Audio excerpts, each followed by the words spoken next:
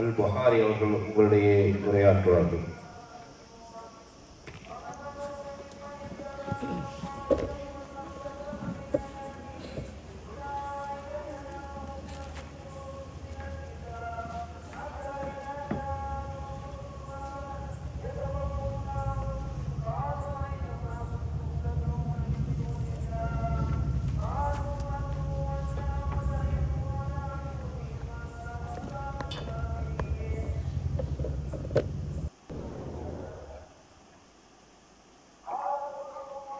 السلام عليكم ورحمة الله وبركاته.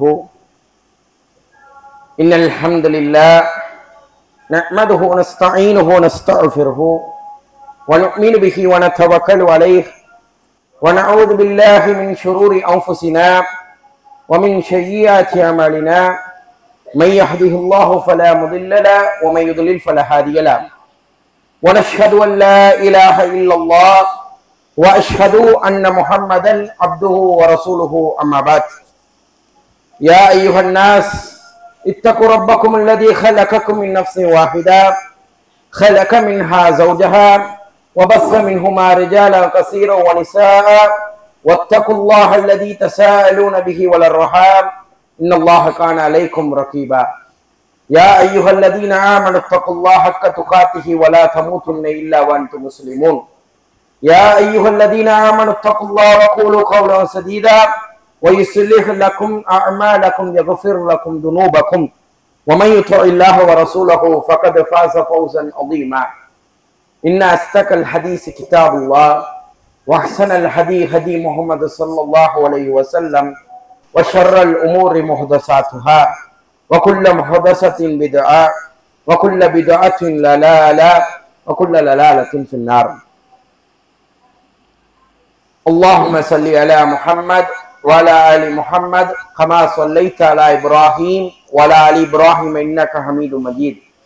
اللهم بارك على محمد وعلى آل محمد كما باركت على إبراهيم وعلى آل إبراهيم إنك حميد مجيد. கண்ணியமான அல்லாஹ்வின் நல்லடியார்களே, அல்லாஹ்வுடைய சாந்தியும் சமாதானமும் ரசூலுல்லாஹி ஸல்லல்லாஹு அலைஹி வஸல்லம் அவர்களின் மீதும் அவர்களை பின்பற்றி வாழ்ந்த சத்திய சஹாபாக்கள், தாபீன்கள், தபா தாபீன்கள், நாதாக்கள், சுவதாக்கள், குறிப்பாக இச்சபையிலே அமர்ந்திருக்கக்கூடிய உங்கள் மீதும் என் மீதும் நின்று நிலவட்டுமாக என்று பிரார்த்தனை செய்தவனாக ஆரம்பம் செய்கின்றேன். ஆரம்பமாக அல்லாஹ்வின் மீதுள்ள அச்சத்தை கொண்டு ஆரம்பம் செய்கின்றேன். காரணம், ரசூலுல்லாஹி ஸல்லல்லாஹு அலைஹி வஸல்லம் அவர்கள் எந்த ஒரு உபதேசத்தை ஆரம்பம் செய்யும் பொழுதும் அல்லாஹ்வின் மீதுள்ள அச்சத்தை கொண்டு ஆரம்பம் செய்வார்கள். எதையெல்லாம் அல்லாஹ் தஆலா நமக்கு ஹலால் ஆக்கினானோ அதையெல்லாம் நம்முடைய வாழ்வுகளில் இணைந்து வாழக்கூடிய வாழ்க்கையும், எதையெல்லாம் அல்லாஹ் தஆலா நமக்கு ஹராமாக்கினானோ அதை விட்டு விலகக்கூடிய வாழ்க்கையையும் அல்லாஹ் தஆலா நம் அனைவருக்கும் தந்தருள் புரிவானாக. வாழும் பொழுதும் மரணிக்கும் பொழுதும் இறை நம்பிக்கையாளர்களாகவே வாழ்ந்து இறை நம்பிக்கையாளர்களாகவே மரணிக்கக்கூடிய சூழ்நிலையை அல்லாஹ் தஆலா நம் அனைவருக்கும் நசீபாக்குவானாக. கண்ணியமான அல்லாஹ்வின் நல்லடியார்களே, சஹாபாக்களின் வாழ்வு தரும் படிப்பினை என்கின்ற தொடர் தலைப்பின் வாயிலாக நேற்றைய தினம் உமர் இப்னு கத்தாப் ரலியல்லாஹு அன்ஹுடைய வாழ்க்கை வரலாற்றை பார்த்தோம். அதற்கு அடுத்தபடியாக ரசூலுல்லாஹி ஸல்லல்லாஹு அலைஹி வஸல்லம் அவர்கள் சொன்னார்கள், அபூபக்கர் ஃபில் ஜன்னா, உமர் ஃபில் ஜன்னா, உஸ்மான் இப்னு அஃபான் ஃபில் ஜன்னா என்பதாக சொன்னார்கள்.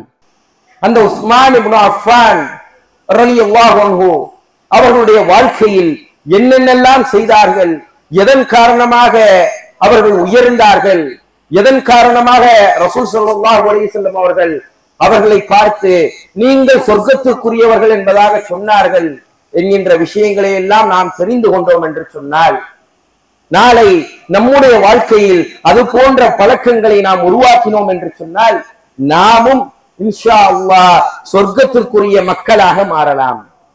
வெறும் வரலாறுகளை கேட்டோம் கலைந்தோம் என்பதாக இல்லாமல் வரலாறுகளை நம்முடைய வாழ்வுகளில் நாம் பயன்படுத்தினோம் என்று சொன்னால், வாழ்க்கையில் நடைமுறைப்படுத்தினோம் என்று சொன்னால் நாமும் அந்த வரலாற்றினுடைய நாயகர்களை போன்று வரலாற்றினுடைய கதாநாயகர்களை போன்று நாமும் நம்முடைய வாழ்க்கையில் செப்பனிட்டு நம்மளும் அது போன்ற வாழ்க்கையை வாழலாம். கண்ணியமான அல்லாஹ் நல்லடியார்களே, உஸ்மான் இப்னு அஃபான் யார்? இந்த சஹாபி. அதிகமாக நாம் கேள்விப்பட்ட ஒரு பெயர் உஸ்மான்.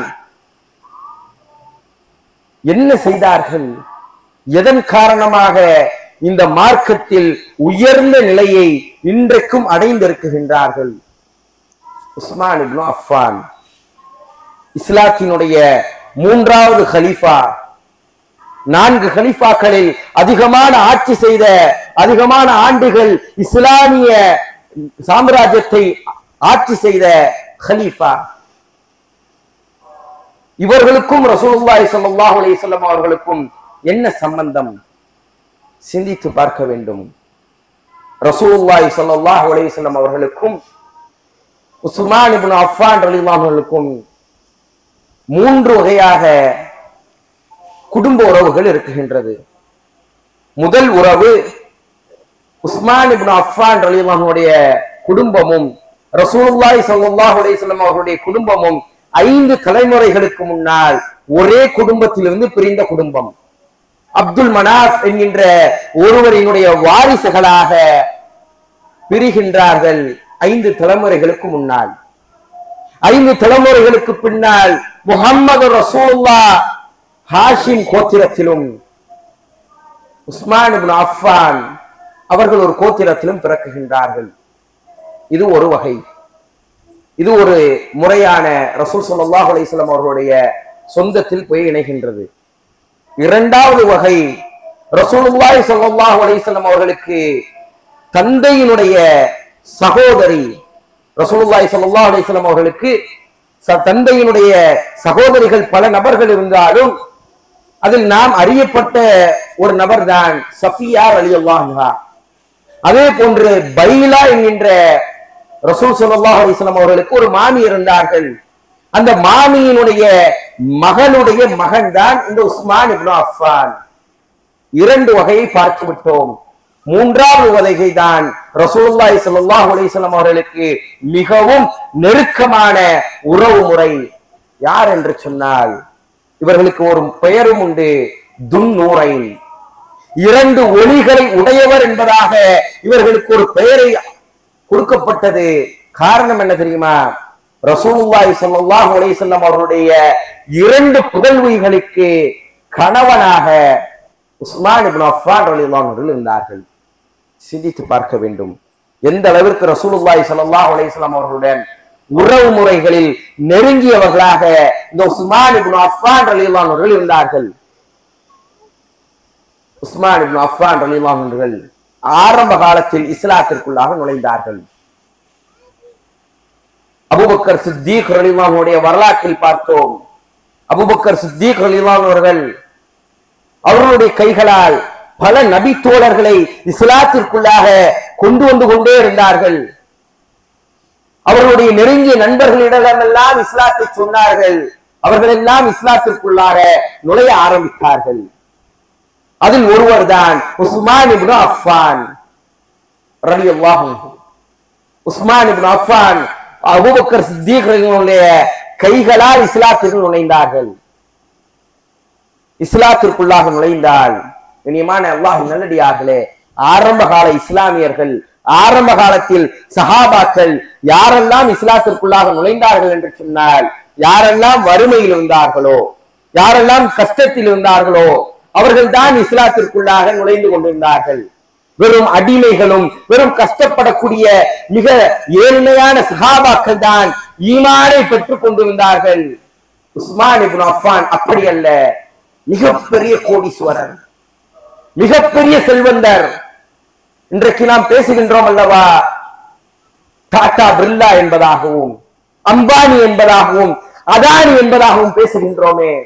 அவர்களுடைய பொருளாதாரம் எல்லாம் உஸ்மான் இப்னு அஃபான் ரலியல்லாஹு பொருளாதாரத்திற்கு முன்பாக வெறும் கால் தூசிக்கு சமம்.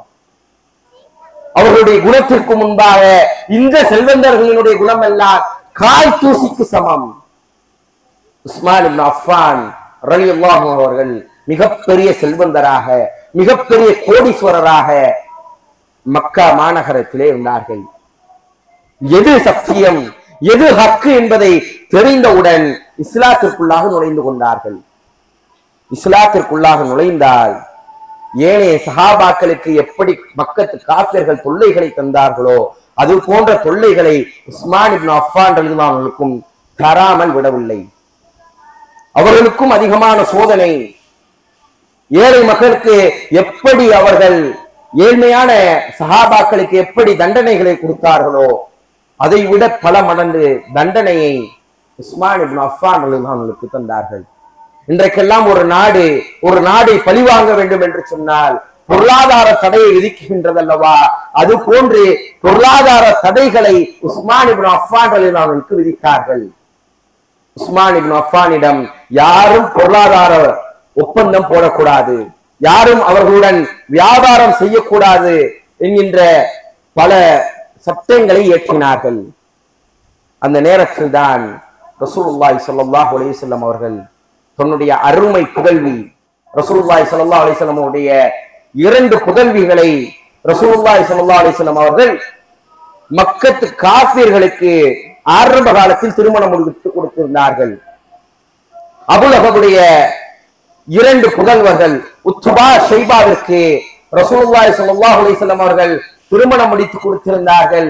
ரசூலுல்லாஹி ஸல்லல்லாஹு அலைஹி வஸல்லம் இஸ்லாத்தை கூறிய காரணத்தினால், அவர்கள் சத்திய மார்க்கத்தை சொன்ன காரணத்தினால் அந்த 2 பெண்களையும் அந்த 2 கணவன்மார்கள் விவாகரத்து செய்கின்றார்கள். ஒரே நேரத்திலே 2 பெண்கள் விவாகரத்து செய்யப்பட்டு கைமை பெண்களாக ரசூலுல்லாஹி ஸல்லல்லாஹு அலைஹி வஸல்லம் அவருடைய வீட்டிலே இருக்கின்றார்கள். ஒரு தந்தையாக இந்த இடத்திலே யோசித்து பார்க்க வேண்டும். ஒரு தந்தை, ஒரு மகள் கணவனை விட்டு வாழாமல் வந்து விட்டால் அந்த தந்தைக்கு எந்த அளவிற்கு கஷ்டம் இருக்கும். அதே நேரத்தில் 2 மகளும் இஸ்லாத்தை சொன்ன காரணத்தினால் கணவனை விவாகரத்து செய்துவிட்டு கைமை பெண்களாக தன்னுடைய வீட்டிலே இருக்குகின்றார்கள்.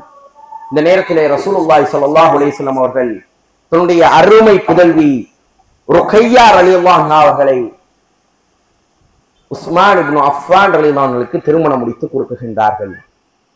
உஸ்மான் ரலியல்லாஹு அன்ஹுக்கு பல திருமணங்கள் முடிந்திருந்தாலும் முதல் திருமணம் ருக்கையா ரலியல்லாஹு அன்ஹுடன் முடிகின்றது. ருக்கையா ரலியல்லாஹு அவர்களும் உஸ்மான் இப்னு அஃபான் ரலியல்லாஹு அன்ஹுவும் சிறந்த ஜோடிகளாக மக்கா மாநகரத்திலே வாழ்ந்து கொண்டிருந்த நேரம், அந்த நேரத்திலே அதிகமான தொல்லைகள் கொடுக்கப்பட்டு கொண்டே இருந்தது. பல சஹாபாக்கள் தங்களுடைய மக்காவை விட்டுவிட்டு அபிசீனியா அபசாவிற்கு ஹிஜ்ரத் செய்து கொண்டிருந்த காலகட்டம். உஸ்மான் இப்னு அஃபான் ரலியல்லாஹு அன்ஹு ரசூலுல்லாஹி ஸல்லல்லாஹு அலைஹி வஸல்லம் அவருடைய அருமை புதல்வி ருக்கையா ரலியல்லாஹு அவர்களும் உடனடியாக மக்காவை விட்டுவிட்டு அபிசீனியாவிற்கு செல்கின்றார்கள். அபிசீனியாவிற்கு சென்றால் அங்கு நிம்மதியான வாழ்க்கையை வாழ்ந்து கொண்டிருக்கக்கூடிய காலகட்டம். அந்த நேரத்திலே சொல்லப்படுகின்றது, மக்காவில் அனைவரும் முஸ்லிம்களாக மாறிவிட்டார்கள், நீங்கள் மக்காவை விட்டுவிட்டு அபிசீனியாவை விட்டுவிட்டு மக்காவிற்கு வாருங்கள் என்பதாக சொல்லப்படுகின்றது. மக்காவிற்கு வந்து பார்த்தால் மக்கள் எல்லாம் இஸ்லாத்தில் நுழையாமல் மக்கத்து காபிர்கள் மீண்டும் கொடூர கரங்களில் இருக்குகின்றார்கள். அப்படி சில சஹாபாக்கள் மீண்டும் மக்காவிற்கு வந்து மாட்டிக்கொண்டார்கள். ஆனால் இந்த உஸ்மான் இப்னு அஃபான் ரலியல்லாஹு அன்ஹுவும் அவருடைய மனைவி ருக்கையா ரலியல்லாஹு அன்ஹா அவர்களும் மக்காவிற்கு வராமல் அபிசீனியாவிலேயே தன்னுடைய காலத்தை கழிக்குகின்றார்கள். ஒரு காலகட்டம் வருகின்றது, ரசூலுல்லாஹி ஸல்லல்லாஹு அலைஹி வஸல்லம் அவர்களுக்கு ஒரு வஹி இறங்குகின்றது.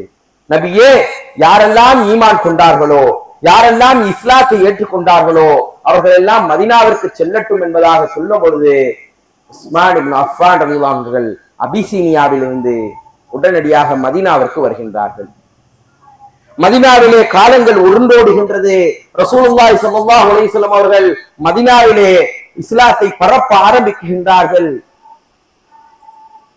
ஹாத்திபுன் நபி, ஹாத்தபுல் வஹி,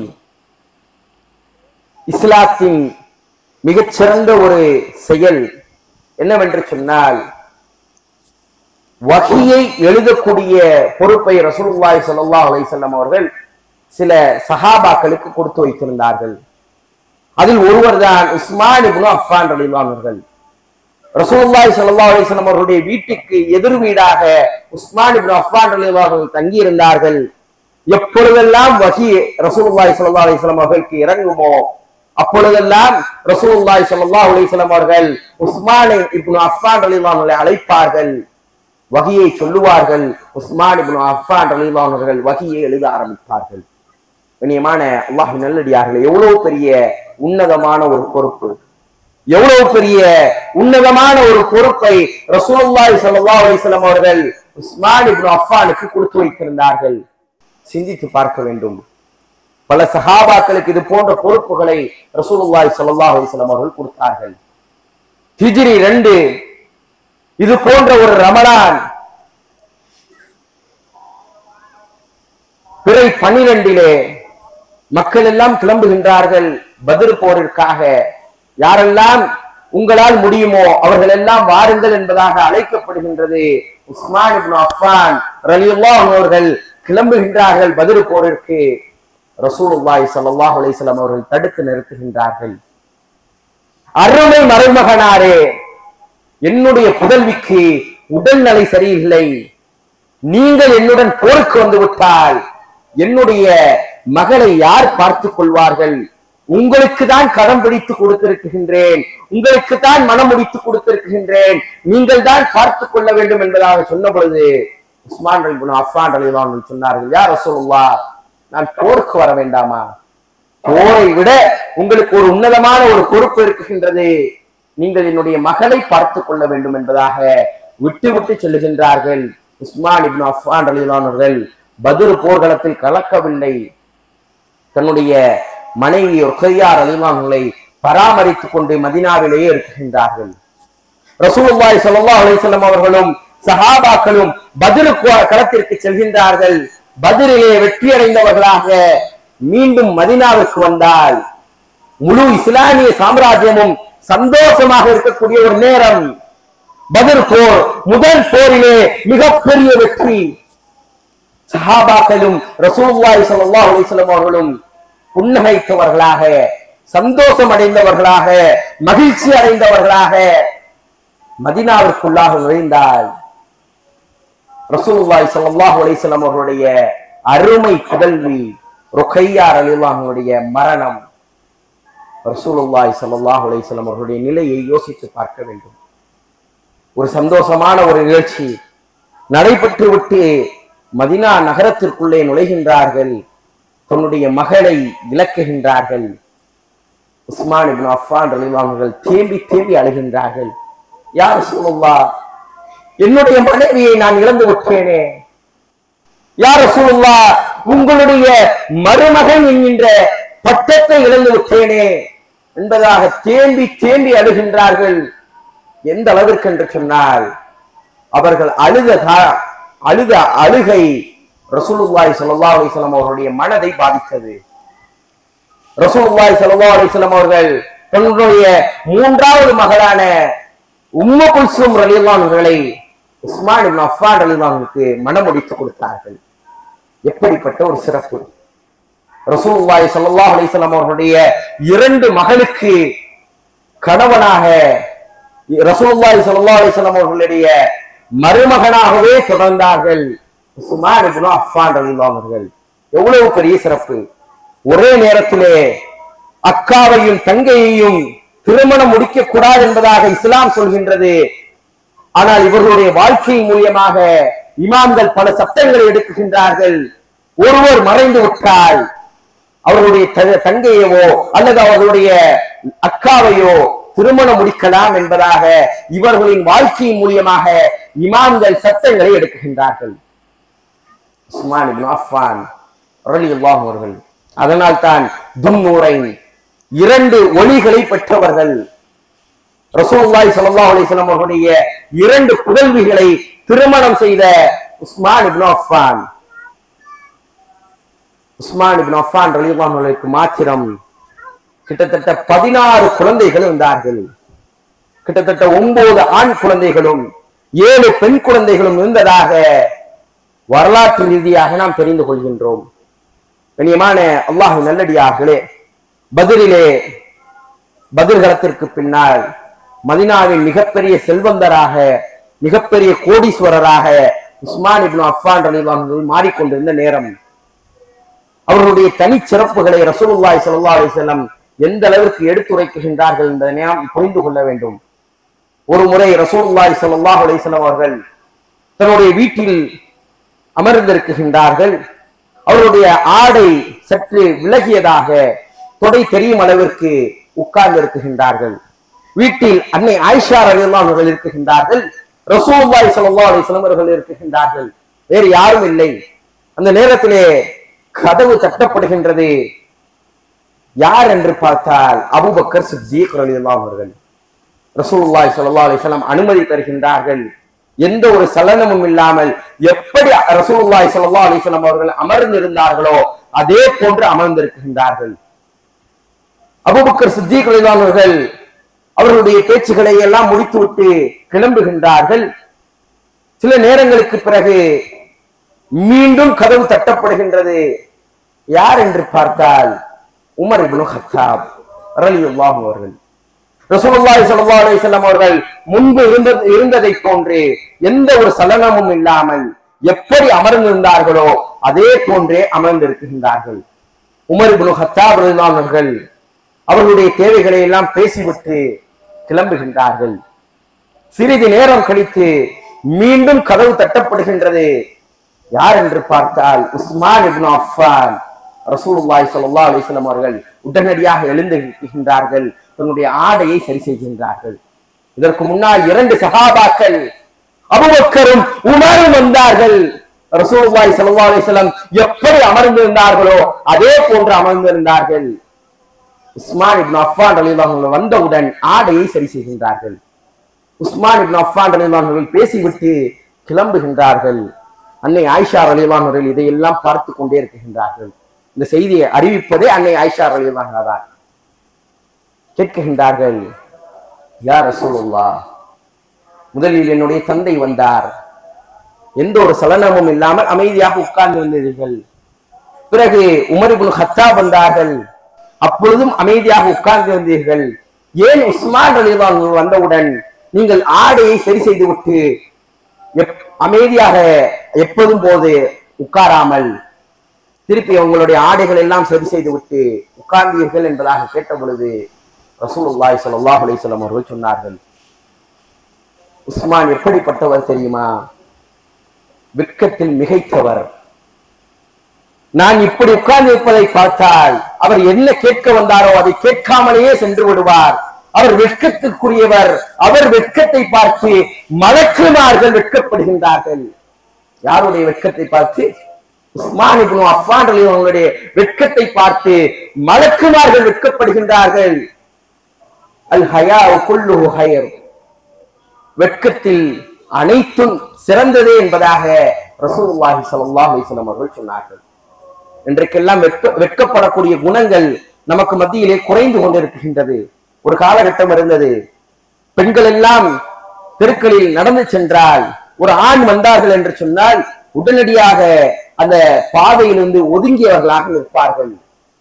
இன்றைக்கு அப்படி தலைகீழாக மாறிக்கொண்டிருக்கின்றது. காரணம் என்ன தெரியுமா? வெட்க குணம் என்பது இந்த இஸ்லாமிய சமுதாயம் மாத்திரமல்லாமல் மனித சமுதாயத்திடம் குறைந்து கொண்டே இருக்கின்றது. என்றைக்கு வெட்க குணம் குறைய ஆரம்பிக்கின்றதோ அன்றைக்கு ஃபித்னாக்கள் அதிகரிக்க ஆரம்பித்துவிடும். சிந்தித்து பார்க்க வேண்டும். கண்ணியமான அல்லாஹ் நல்லடியார்களே, இது போன்று உஸ்மான் இப்னு அஃபான் ரலியல்லாஹு அன்ஹு அவருடைய வாழ்க்கையிலிருந்து பல படிப்பினைகளை எடுத்துக்கொண்டே இருக்கலாம். ஒரு முறை ரசூலுல்லாஹி ஸல்லல்லாஹு அலைஹி வஸல்லம் அவர்கள் எப்பொழுதெல்லாம் ரசூலுல்லாஹி ஸல்லல்லாஹு அலைஹி வஸல்லம் அவர்களுக்கு கவலை அடைவார்களோ அப்பொழுதெல்லாம் உஹது மலைக்கு செல்வார்கள். உஹது மலை என்பது ரசூலுல்லாஹி ஸல்லல்லாஹு அலைஹி வஸல்லம் அவர்களுக்கு ஒரு உற்ற தோழனை போன்று. அப்படி ஒரு முறை ரசூலுல்லாஹி ஸல்லல்லாஹு அலைஹி வஸல்லம் அவர்கள் உஹது மலையிலே ஏறி கொண்டிருக்கின்றார்கள். தங்களுடன் சஹாபாக்கள் எல்லாம் வந்து கொண்டிருக்கின்றார்கள். உஹது மலை ஒரு குலுங்குகின்றது. திடீர்னு உஹது மலை குலுங்க ஆரம்பிக்கின்றது. உஹது மலையிடம் ரசூலுல்லாஹி ஸல்லல்லாஹு அலைஹி வஸல்லம் அவர்கள் சொன்னார்கள், யா உஹத், உஹதே, இந்த மலையில யார் இருக்காங்கன்னு தெரியுமா? ஒரு நபி இருக்குகின்றார், ஒரு சித்தியக் இருக்குகின்றார், 3 ஷஹீதுகள் இருக்குகின்றார்கள். யார் அந்த 3 ஷஹீதுகள் தெரியுமா? ரசூலுல்லாஹி ஸல்லல்லாஹு அலைஹி வஸல்லம் அவர்கள் முன்னறிவிப்பு செய்தார்கள். அந்த நபி முஹம்மது நபி ஸல்லல்லாஹு அலைஹி வஸல்லம், அந்த சித்திக் அபூபக்கர் சித்திக் ரலியல்லாஹு அன்ஹு அவர்கள். அந்த ஷஹீதுகள் உஸ்மான் இப்னு அஃபான், அலி இப்னு அபி தாலிப், தல்ஹா இப்னு உபைதுல்லா. கண்ணியமான அல்லாஹ்வின் நல்லடியார்களே, இது போன்ற ரசூல் ஸல்லல்லாஹு அலைஹி வஸல்லம் அவர்கள் பல முன்னறிவிப்புகளை செய்து கொண்டே இருந்தார்கள். அதே போன்று தபூக்குடைய போர், தபூக்குடைய போரை நாம் அதிகமாக கேள்விப்பட்டிருப்போம். எந்த அளவிற்கு என்று சொன்னால், பொருளாதாரத்திலே பொருட்கள் எல்லாம் சுருங்கி இருந்த காலகட்டம், பொருளாதாரம் எல்லாம் சுருங்கி பொருளாதாரம் இல்லாத ஒரு காலகட்டத்தில் தபூக்குக்காக ஆயத்தமாக என்றார்கள். தபூக்குக்காக ஆயத்தமாகினால் ரசூலுல்லாஹி ஸல்லல்லாஹு அலைஹி வஸல்லம் அவர்கள் அறிவித்தார்கள். என்ன அறிவித்தார்கள் தெரியுமா? யார் தபூக்குடைய போருக்காக உதவி செய்கின்றார்களோ அவர்களும் நானும் மறுமையில் ஒன்றாக இருப்போம் என்பதாக சொல்லப்படுகின்றது.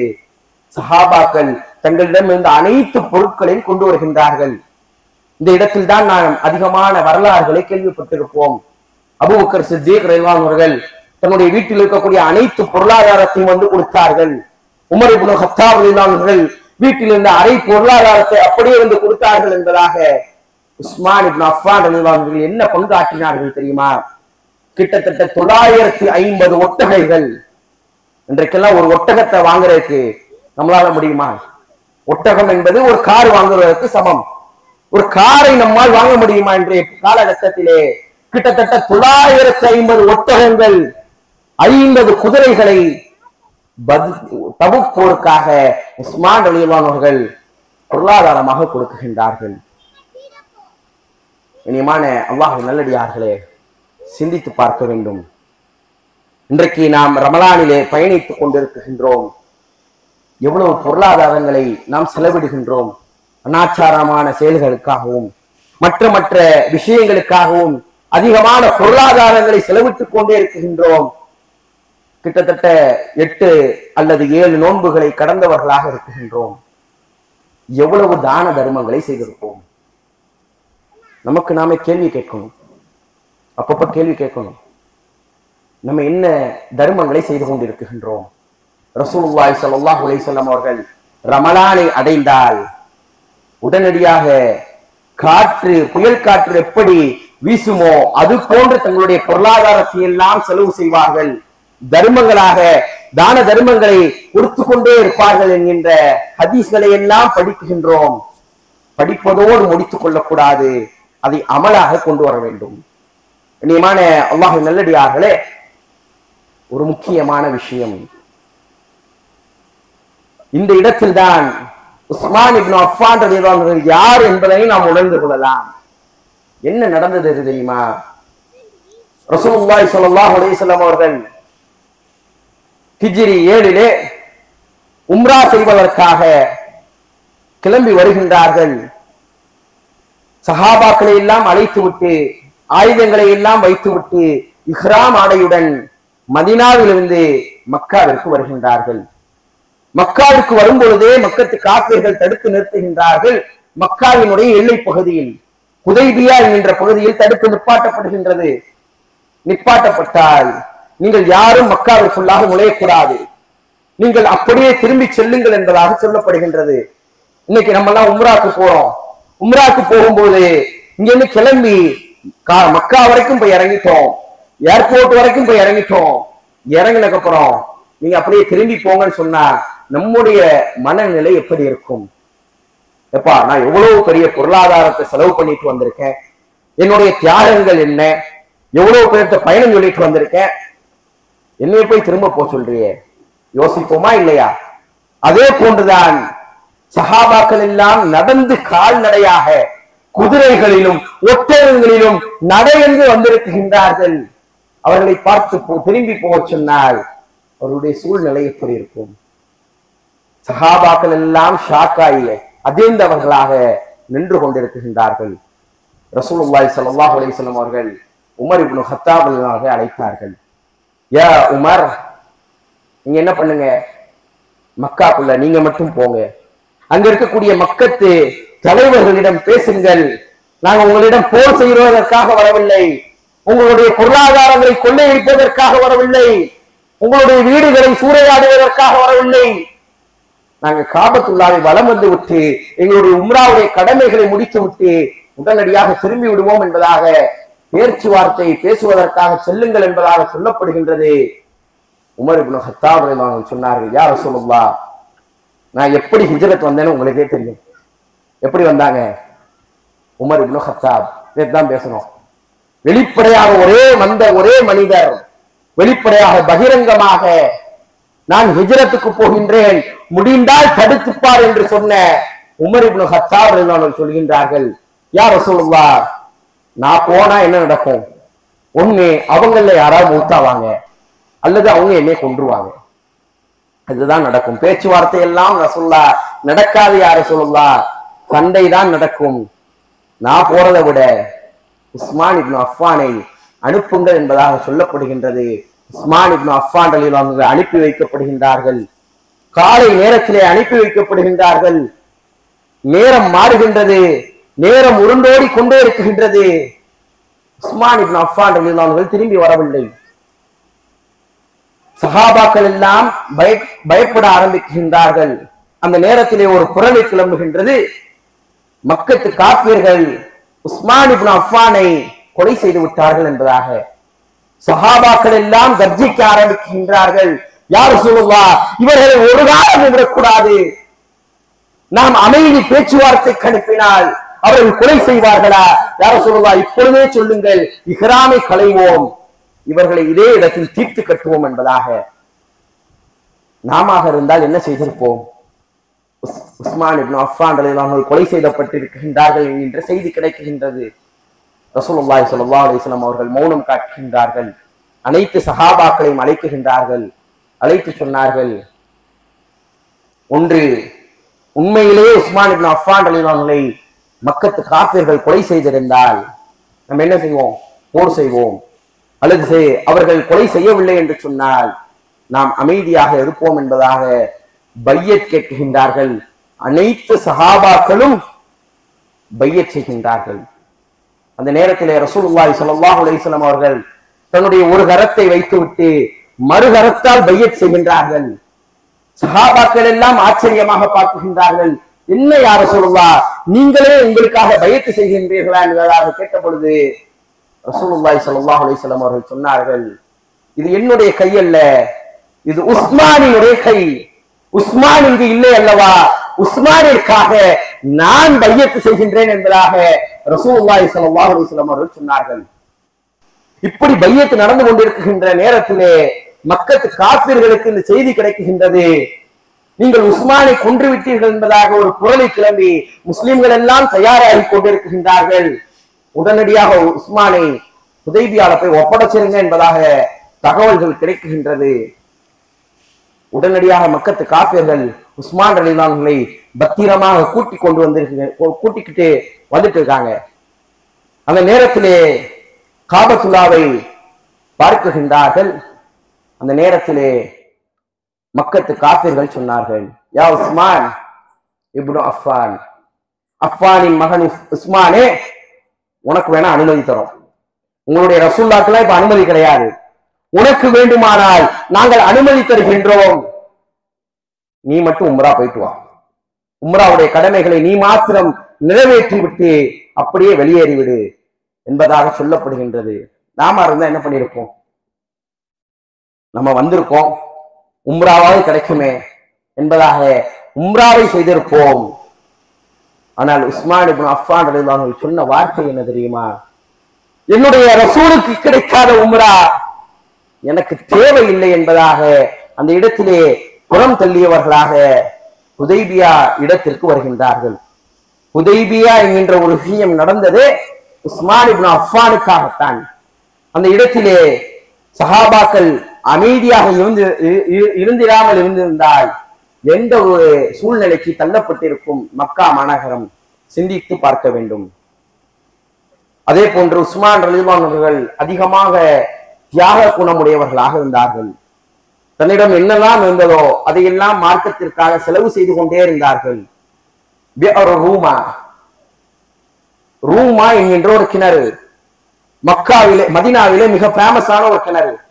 இன்றைக்கு நாம் மதினாவிற்கு சென்றாலும் மதினாவிலே அந்த ரூமா என்கின்ற கிணற்றை பார்க்கலாம். ரசூலுல்லாஹி ஸல்லல்லாஹு அலைஹி வஸல்லம் அவர்கள் நபிப்பட்டம் கிடைத்ததற்கு பிறகு அதிகமாக நீர் அருந்தியது ரூமா என்கின்ற கிணறு.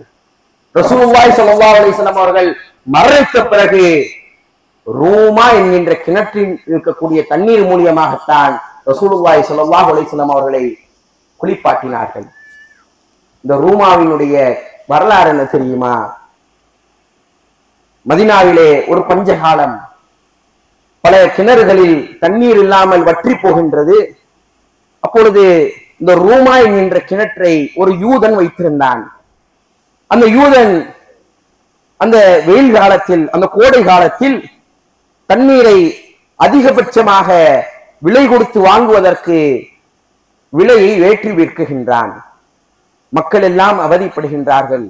ரசூலுல்லாஹி ஸல்லல்லாஹு அலைஹி வஸல்லம் அவர்கள் கட்டளையிட்டார்கள், யார் இந்த ரூமாவை வாங்கி வக்ஃப் செய்கின்றார்களோ அவர்களுக்கு சொர்க்கம் என்பதாக சொல்லப்படுகின்றது. எதையும் யோசிக்கவில்லை உஸ்மான் இப்னு அஃபான் ரலியல்லாஹு அன்ஹு அவர்கள் உடனடியாக சொல்லுகின்றார்கள், அந்த யூதனிடம் பேச்சுவார்த்தை நடத்துகின்றார்கள். இந்த கிணற்றை எனக்கு விட்டுவிடு என்பதாக சொல்லப்படுகின்றது. அந்த யூதன் மறுக்குகின்றான், இதுல இருந்து நான் பெரிய லாபத்தை எடுத்துட்டு இருக்கேன், இதை உனக்கு வித்துட்டேன்னா நான் நஷ்டவாளி ஆகி விடுவேன், நான் விற்க மாட்டேன் என்பதாக சொல்லப்படுகின்றது. உஸ்மான் இப்னு அஃபான் ரலியல்லாஹு அன்ஹு அவர்கள் அதிகமான தொகைகளை கொடுத்து விட்டு ஒரு ஒப்பந்தத்தை போட்டாங்க. நீ கிணற்றை நீயே வைத்துக்கொள், ஒரு நாள் அந்த கிணற்றுக்கு நீ உரிமையாளன், மற்றொரு நாள் கிணற்றுக்கு நான் உரிமையாளன். ஒரு நாள் மாத்தி மாத்தி நம்ம என்ன பண்ணிக்குவோம், அந்த கிணற்றை சொந்தம் கொண்டாடி கொள்வோம் என்பதாக ஒப்பந்தம் போடப்படுகின்றது.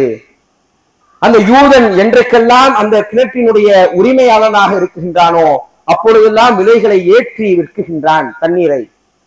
உஸ்மான் ரலியல்லாஹு அன்ஹுடைய நேரம் வரும் பொழுது, அவர்களுடைய வாய்ப்பு வரும் பொழுது, அவர்கள் என்றைக்கெல்லாம் உரிமையாளராக இருக்கின்றார்களோ அன்றைக்கு அறிவிப்பு கொடுத்தார்கள், இந்த கிணற்றிலிருந்து யார் வேண்டுமானாலும் இலவசமாக தண்ணீரை எடுத்துக்கொள்ளலாம் என்பதாக. ஒரு கட்டம், ஒரு காலகட்டம் உருண்டோடுகின்றது. அந்த யூதன் பார்த்தான், யாரும் அவனிடம் காசை கொடுத்து வாங்காமல் மறுநாள் என்ன பண்றாங்க, போய் தண்ணியை போய் இலவசமாக எடுக்க ஆரம்பிக்கின்றார்கள். இதை பார்த்து அந்த யூதன் சொன்னான், இதுக்கு நான் பெசாட்டுக்கு முழு கிணத்தையுமே ஒன்றை வித்தர்றேன் என்பதாக முழு கிணற்றையும் உஸ்மான் இப்னு அஃபான் ரலியல்லாஹு அன்ஹுவிடம் அதிகமான பணத்தை வாங்கி கொண்டு விற்கப்படுகின்றது. உஸ்மான் ரலியல்லாஹு அன்ஹு அவர்கள் மறு நிமிடம் சொன்னார்கள், வக்ஃபுல்லாஹி தஆலா, இந்த கிணறு என்ன தெரியுமா, இதை அல்லாஹ்வுடைய பெயருக்கு நான் வக்ஃப் செய்கின்றேன். வக்ஃப் செய்தார்கள். இன்றைக்கும் நாம் பார்க்கலாம், ரூமா இன்றைக்கும் அதிலிருந்து தண்ணீரை எடுத்து குடிக்கலாம். ஒரு சுவைமிக்க நீர். மதீனாவில் மற்ற ஏனைய நீர் நிலைகளை விட, மற்ற கிணறுகளை விட ரூமாவினுடைய நீர் சற்று சுவை அதிகமாக இருக்கும். கண்ணியமான அல்லாஹ் நல்லடியார்களே, உஸ்மான் ரலியல்லாஹு அன்ஹு அவருடைய வாழ்க்கையில் ரசூலுல்லாஹி ஸல்லல்லாஹு அலைஹி வஸல்லம் அவர்களுடன் இவ்வளவு தூரங்களை பயணித்து வந்த உஸ்மான் இப்னு அஃபான், அபூபக்கர் சித்திக் ரலியல்லாஹு அன்ஹுடைய காலகட்டத்தில் அபூபக்கர் சித்திக் ரலியல்லாஹு அன்ஹுவுக்கு உறுதுணையாக இருந்தார்கள். உமர் ரலியல்லாஹு அன்ஹுடைய காலகட்டம், அவர்களுக்கு ஆலோசகராக உஸ்மான் ரலியல்லாஹு அன்ஹு இருந்து கொண்டிருந்தார்கள். உமர் இப்னு கத்தாப் ரலியல்லாஹு அன்ஹு ஷஹீதாக்கப்படக்கூடிய நேரம், அடுத்த ஆட்சியாளரை தேர்ந்தெடுக்கக்கூடிய நேரம். அந்த நேரத்திலே உமர் இப்னு கத்தாப் ரலியல்லாஹு அன்ஹு 6 நபர்களை நியமித்தார்கள். அஷரத்துல் முபஷரா, அதில் இருக்கக்கூடிய 6 நபர்களை அழைத்து, இவர்களில் ஒருவரை நீங்கள் கலீஃபாவாக தேர்ந்தெடுத்துக் கொள்ளுங்கள் என்பதாக விட்டு சென்றார்கள். அந்த 6 நபர்களில் உஸ்மான் இப்னு அஃபான் ரலியல்லாஹு அன்ஹு இருந்தார்கள், அலி இப்னு அபி தாலிப் ரலியல்லாஹு அன்ஹு இருந்தார்கள், அப்துர் ரஹ்மான் இப்னு அவுஃப் ரலியல்லாஹு அன்ஹு இருந்தார்கள், சஅத் இப்னு அபி வக்காஸ் ரலியல்லாஹு அன்ஹு இருந்தார்கள், தல்ஹா இப்னு உபைதுல்லாஹ் ரலியல்லாஹு அன்ஹு இருந்தார்கள், ஜுபைர் இப்னு அவ்வாம் ரலியல்லாஹு அன்ஹு இருந்தார்கள். இந்த 6 நபர்களும் அஷரத்துல் முபஷ்ஷரா, சொர்க்கத்திற்கு நன்மாராயம் கூறப்பட்ட 10 சஹாபாக்களில் இந்த 6 நபர்களும் ஒவ்வொருவர்கள். நேரம் ஓடுகின்றது.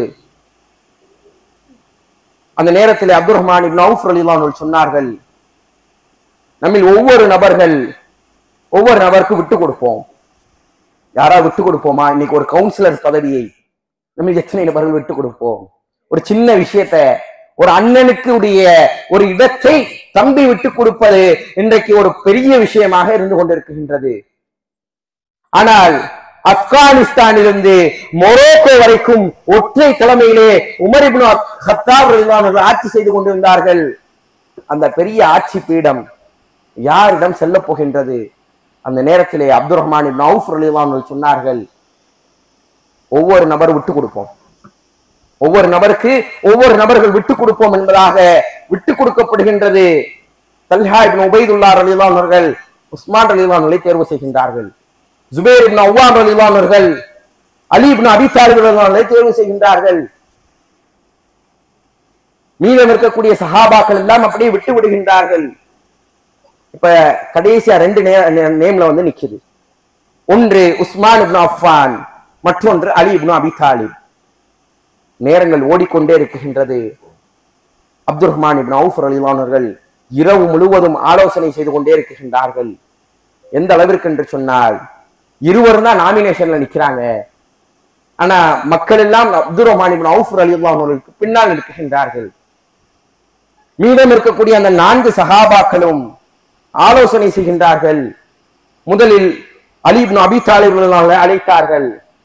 அழைத்து சொல்லப்பட்டது, உங்களிடம் ஆட்சி கொடுக்கப்பட்டால் நீங்க என்ன செய்வீங்க? அல்லது உஸ்மான் ரலியல்லாஹு அன்ஹுவிடம் ஆட்சி கொடுக்கப்பட்டால் நீங்கள் அதற்கு அக்செப்ட் பண்ணுவீங்களா? அதற்கு நீங்கள் அனுமதி கொடுப்பீர்களா என்பதாக கேட்கப்படுகின்றது. அலி இப்னு அபி தாலிப் ரலியல்லாஹு அன்ஹு சொன்னார்கள், நாம் அனுமதி கொடுக்கிறேன் என்பதாக. அலி இப்னு அபி தாலிப் ரலியல்லாஹு அன்ஹு தன்னுடைய வாழ்க்கையிலே சொன்னார்கள், அந்த இடத்துல எனக்கு தான் ஆட்சி பொறுப்பு கொடுக்கப்படும் என்பதாக நான் யோசித்துக் கொண்டிருந்தேன். மாறாக அந்த இடத்திலே உஸ்மான் இப்னு அஃபான் ரலியல்லாஹு அன்ஹுவுக்கு ஆட்சி கொடுக்கப்பட்டது. அல்ஹம்துலில்லாஹ், நான் அதற்கு ஒப்புக்கொண்டேன் என்பதாக அலி இப்னு அபி தாலிப் அவர்கள் சொன்னார்கள். உஸ்மான் இப்னு அஃபான் ரலியல்லாஹு அன்ஹு அவர்கள் மிகப்பெரிய ஆட்சியாளராக வாழ ஆரம்பிக்கின்றார்கள். கிட்டத்தட்ட 12 ஆண்டுகள் குலஃபாயுர் ராஷிதீன் 4 கலீஃபாவினுடைய வாழ்க்கை வரலாற்றை எடுத்துக்கொண்டோம் என்று சொன்னால், அதிகமான ஆட்சிகளை செய்த காலகட்டம் உஸ்மான் இப்னு அஃபான் ரலியல்லாஹு ஆட்சி காலம். கிட்டத்தட்ட 12 வருடங்கள் இஸ்லாமிய ஆட்சியை நிலைநிறுத்துகின்றார்கள். அவர்களுடைய காலகட்டத்தில் செய்த பணிகள் மாத்திரம் பல விஷயங்களை செய்திருந்தார்கள். மதீனாவினுடைய மஸ்ஜிது நபவியை விரிவுபடுத்தினார்கள்.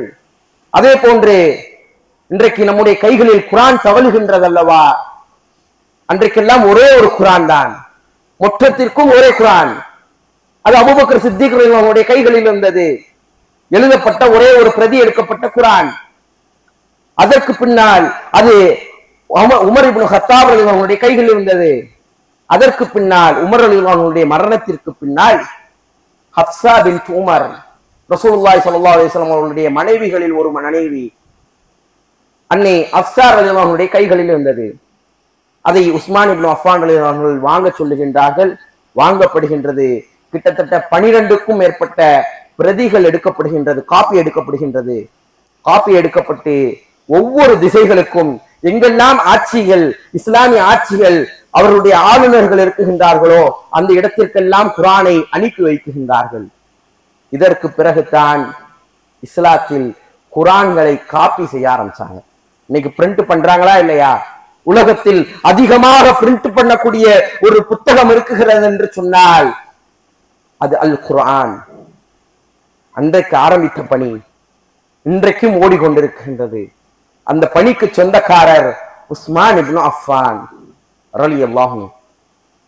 கண்ணியமான அல்லாஹ்வின் நல்லடியார்களே, அவர்களுடைய ஆட்சி காலம் அருமையாக செயல்பட்டு கொண்டிருந்தது. கடல்களை தாண்டி இடங்கள் பிடிக்கப்பட்ட காலம் உஸ்மான் ரலியல்லாஹு அன்ஹுடைய காலம். உமர் ரலியல்லாஹு அன்ஹுடைய காலகட்டத்தில் எங்கெல்லாம் நிலப்பரப்பு இருந்ததோ அந்த நிலப்பரப்புகளுக்கு தான் படைகளை அனுப்பி கொண்டிருந்தார்கள். உஸ்மான் ரலியல்லாஹு அன்ஹுடைய காலகட்டத்தில் தான் முதல் முறையாக கப்பலில் ஏறி முஸ்லிம்கள் வேறு நாட்டிற்கு சென்று இடங்களுக்கு இஸ்லாம் பரவ ஆரம்பித்தது. அந்த காலகட்டத்தில் தான் இஸ்லாம் இந்தியாவிற்குள்ளாகவும் வந்தது. கண்ணியமான அல்லாஹ்வின் நல்லடியார்களே, அவருடைய ஆட்சி காலத்தில் சில கிளர்ச்சியாளர்கள் உண்டாக ஆரம்பித்தார்கள். எந்த அளவிற்கு என்று சொன்னால், தன்னுடைய உணர்வுகளுக்கும் தன்னுடைய உணர்ச்சிகளுக்கும் கட்டுப்பட்ட சில இளைஞர்களை அப்துல்லா இப்னு சபா என்கின்ற ஒரு கெட்ட மனிதன், ஒரு கயவன், ஒரு துரோகி மக்களை எல்லாம் திரட்டுகின்றான், இளைஞர்களை எல்லாம் அழைக்குகின்றான், அவர்களுடைய உணர்வுகளையும் உணர்ச்சிகளையும் தூண்ட ஆரம்பிக்குகின்றான். உஸ்மான் இப்னு அஃபான் ரலியல்லாஹு அன்ஹு அவர் ஒரு கெட்ட மனிதர் என்பதாக அந்த இளைஞர்களுக்கு மத்தியிலே புகுத்தப்படுகின்றது. கிளர்ச்சி ஆரம்பிக்குகின்றது. உஸ்மான் ரலியல்லாஹு அன்ஹு அவர்கள் வீட்டினுடைய கைதியாக பிடிக்கப்படுகின்றார்கள். இனிமான அல்லாஹ் நல்லடியார்களே, எந்த வரலாற்றிலும் பார்க்க முடியாது. இன்றைக்கு ஏதாவது ஒரு ஆட்சியாளர் வீட்டு கைதில் இருக்காங்கன்னு என்னைக்காவது பார்த்திருக்கோமா? எந்த ஒரு வரலாற்றிலும் பார்க்க முடியாது. உஸ்மான் இப்னு அஃபான் ரலியல்லாஹு அன்ஹுவை வீட்டு கைதில் வைக்கின்றார்கள். சுற்றி கிளர்ச்சியாளர்கள். அவர்களுடைய நோக்கம் உஸ்மானை கொல்ல வேண்டும். ஏன்னு கேட்டா தெரியாது, எதற்கு என்பதாக கேட்டால் தெரியாது. இன்றைக்கு அது போன்ற இளைஞர்கள் இன்றைக்கும் உருவாக்கப்படுகின்றார்கள். இஸ்லாத்திற்கு விரோதமாக, இஸ்லாத்திற்கு எதிராக செய்யக்கூடிய செயல்களை எல்லாம் அவர்களுக்கு உள்ளாக ஊட்டப்படுகின்றது. சிந்தித்து பார்க்க வேண்டும். இளைஞர்களே, கவனமாக இருக்க வேண்டும். யாராவது நம்மகிட்ட வந்து ஒரு ஆள் பேசினாருன்னா அவர் இஸ்லாத்தை தான் சொல்றாரான்னு பார்க்கணும். எதையாவது சொல்லி விட்டுட்டு போயிருவாங்க. நம்முடைய உணர்வுகளையும் உணர்ச்சிகளையும் அவர்கள் சாதகமாக பயன்படுத்திக் கொள்வார்கள். மாட்டிட்டு நிற்பது நீங்கள் தான். சிந்தித்துக் கொள்ள வேண்டும். அதே போன்றுதான் அப்துல்லா இப்னு சபா. யார் இந்த மனிதன்? ஒரு கெட்ட ஒரு மனிதன், ஒரு நம்பிக்கை துரோகி, ஒரு யூதனாக இருந்து இஸ்லாத்திற்குள்ளாக வருகின்றான். இஸ்லாத்தை அழிக்க வேண்டும் என்ற ஒரு நோக்கத்துடன் மக்களை எல்லாம் திரட்டுகின்றான். உஸ்மான் ரலியல்லாஹு அன்ஹுடைய ஆட்சிக்கு எதிராக மாற்ற ஆரம்பிக்கின்றான்.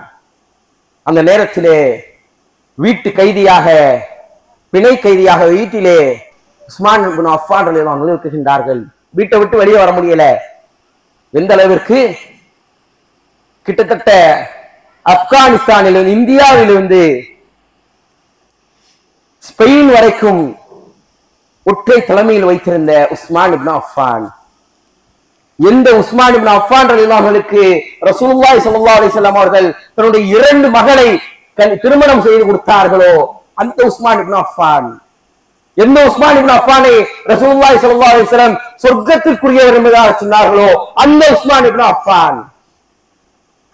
மக்கள் எல்லாம் கிளர்ச்சி ஆரம்பிக்கின்றார்கள். அலி இப்னு அபி தாலிப் ரலியல்லாஹு அன்ஹு தன்னுடைய 2 புதல்வர்களையும் உஸ்மான் இப்னு அஃபான் ரலியல்லாஹு அன்ஹுவுக்கு பாதுகாப்பாக வீட்டு வாசலில் நிப்பாட்டுகின்றார்கள். ஹசன் ரலியல்லாஹு அன்ஹுவையும் ஹுசைன் ரலியல்லாஹு அன்ஹுவையும் நிப்பாட்டுகின்றார்கள். உஸ்மான் இப்னு அஃபான் ரலியல்லாஹு அன்ஹு தடுத்து நிறுத்துகின்றார்கள். வேண்டாம், அவர்கள் இளைஞர்கள், வேண்டாம் அலியே, நீங்க கூட்டிட்டு போங்கன்னு சொல்லப்படுகின்றது. உஸ்மான் இப்னு அஃபான் ரலியல்லாஹு அன்ஹு ஓதுகின்றார்கள். கிட்டத்தட்ட 3 நாட்களுக்கு மேலாக தன்னுடைய வீட்டிலே பிணை கைதியாக வீட்டுக்குள்ளே இருக்காங்க. வீட்டை விட்டு வெளியே வர முடியல. குடிப்பதற்கு தண்ணீர் இல்லை, சாப்பிடுவதற்கு உணவு உள்ள வர முடியல, தண்ணீர் உள்ளே கொண்டு வர முடியவில்லை. உஸ்மான் இப்னு அஃபான் ரலியல்லாஹு அன்ஹு தன்னுடைய வீட்டினுடைய கூரைக்கு மேலாக ஏறி நின்று சொன்னார்கள், இளைஞர்களே, எனது அருமை சமுதாயமே, நான் நினைத்திருந்தால் என்னுடைய இராணுவத்தை கூப்பிட்டு உங்களை என்ன பண்ணிருக்கலாம், அழித்து நொறுக்கியிருக்கலாம். எனது கைகளால் என்னுடைய சமுதாயம் அழிந்து விடக்கூடாது என்பதற்காக அமைதி காத்துக் கொண்டிருக்கின்றேன். ஒரு முஸ்லிமை நீங்கள் கொல்ல வேண்டும் என்று சொன்னால் அதற்கு 3 காரணம் இருக்க வேண்டும். முர்த்தத், அவர் முர்த்ததா போயிருக்கணும், இஸ்லாத்தை விட்டு வெளியே போயிருக்கணும். நான் இன்றைக்கு வரைக்கும் இஸ்லாத்திற்குள்ளாகத்தான் இருக்கின்றேன். ஜினா, அவர் விபச்சாரம் செய்திருந்தால் அவரை நீங்க என்ன பண்ணலாம்? கொலை செய்யலாம். நான் இஸ்லாத்திற்கு முன்பாகவும் சரி இப்போது வரைக்கும் எந்த ஒரு விபச்சாரத்திலும் ஈடுபடவில்லை என்பதாக அனைத்து விஷயங்களையும் சொல்லுகின்றார்கள். அந்த கிளர்ச்சியாளர்கள் இன்னும் கோபமாக இருக்கின்றார்கள். யாரையாவது நான் அநியாயமா கொலை செய்திருந்தால் நீங்கள் என்னை கொலை செய்யலாம், நான் எந்த ஒரு அநியாயமான கொலையையும் செய்யவில்லை என்பதாக 3 விஷயங்களையும் உஸ்மான் இப்னு அஃபான் ரலியல்லாஹு அன்ஹு சொல்லுகின்றார்கள். அதை கேட்பதாக அந்த இளைஞர்களுக்கு கேட்கக்கூடிய ஒரு விஷயமாகவே அவர்கள் எடுத்துக்கொள்ளவில்லை, ஒரு பொருட்டாகவே எடுத்துக்கொள்ளாமல் நின்று கொண்டே இருந்தார்கள். உஸ்மான் இப்னு அஃபான் ரலியல்லாஹு அன்ஹு அவர்கள் வீட்டிற்குள்ளாக வருகின்றார்கள். கொஞ்ச நேரம் தூங்குறாங்க. அவங்களுடைய கனவுகளில் குரானை ஓதுவதை போன்று கனவுகளை காணுகின்றார்கள். எழுந்திருக்கின்றார்கள், குரானை ஓத ஆரம்பிக்கின்றார்கள். உஸ்மான் இப்னு அஃபான் ரலியல்லாஹு வீட்டினுடைய கதவுகள் உடைக்கப்படுகின்றது. அந்த கிளர்ச்சியாளர்கள் உஸ்மான் ரலியல்லாஹு அன்ஹு வீட்டுக்குள்ளாக நுழைகின்றார்கள். உஸ்மான் இப்னு அஃபான் ரலியல்லாஹு அன்ஹு குரானை ஓதிக்கொண்டிருக்கின்றார்கள். குரானினுடைய ஆயத்து சூரத்துல் பக்ரா 2வது அத்தியாயம் 137வது வசனம், ஃபஸயக்ஃபியகுமுல்லாஹு வஹுவல் ஸமீஉல் அலீம் என்ற வசனத்தை உஸ்மான் இப்னு அஃபான் ரலியல்லாஹு அன்ஹு ஓதிக்கொண்டிருக்கக்கூடிய நேரம் அவர்களுடைய கழுத்தை அந்த கயவர்கள் கிளர்ச்சியாளர்கள் அப்படி துண்டாக அறுக்க ஆரம்பிக்கின்றார்கள். எப்படிப்பட்ட ஒரு தலைவர், எப்படிப்பட்ட ஒரு மனிதர், சொர்க்கத்திற்கு நன்மாராயம் கூறப்பட்ட ஒரு மனிதர். கழுத்து முழுவதுமாக அறுக்கப்படுகின்றது, ரத்தம் பீச்சி அடிக்கப்படுகின்றது. அதே இடத்திலே ஷஹீதாக்கப்படுகின்றார்கள் உஸ்மான் இப்னு அஃபான். ஹிஜ்ரி 35ஆம் ஆண்டு ஷஹீதாக்கப்படுகின்றார்கள். அந்த ஆயத்து ஓதக்கூடிய அந்த ஆயத்துடைய வசனம் என்ன தெரியுமா? சயக்ஃபியகுமுல்லாஹு வஹுவல் ஸமீஉல் அலீம். உங்களுக்கு கெடுதல்களை நினைப்பதற்கு அவர்கள் உங்களுக்கு மத்தியில் வந்தாலும் உம்மை காப்பாற்றுவதற்கு இறைவன் இருக்குகின்றான் என்கின்ற வசனத்தை ஓதியவர்களாக மரணிக்குகின்றார்கள். கண்ணியமான அல்லாஹ் நல்லடியார்களே, சிந்தித்து பார்க்க வேண்டும். உஸ்மான் இப்னு அஃபான் யார்? இந்த சஹாபி. பேசுகின்றோம் இன்றைக்கு வரலாறுகளை. கிட்டத்தட்ட 1400 ஆண்டுகளுக்கு முன்னால் வாழ்ந்த ஒரு மனிதர். ரசூலுல்லாஹி ஸல்லல்லாஹு அலைஹி வஸல்லம் அவர்கள் சொன்னார்கள், உஹது மலையிலே பயணித்துக் கொண்டிருக்கும் போது சொன்னார்கள் அல்லவா, இங்கு ஷஹீதுகள் இருக்குகின்றார்கள் என்பதாக முன்னறிவிப்பு செய்தார்கள். இவர்களுடைய மரணத்திற்கு பின்னால் இஸ்லாமிய அரசாங்கம், இஸ்லாமிய சாம்ராஜ்யம் பல குழப்பங்களுக்குள்ளாக மூழ்க ஆரம்பித்தது.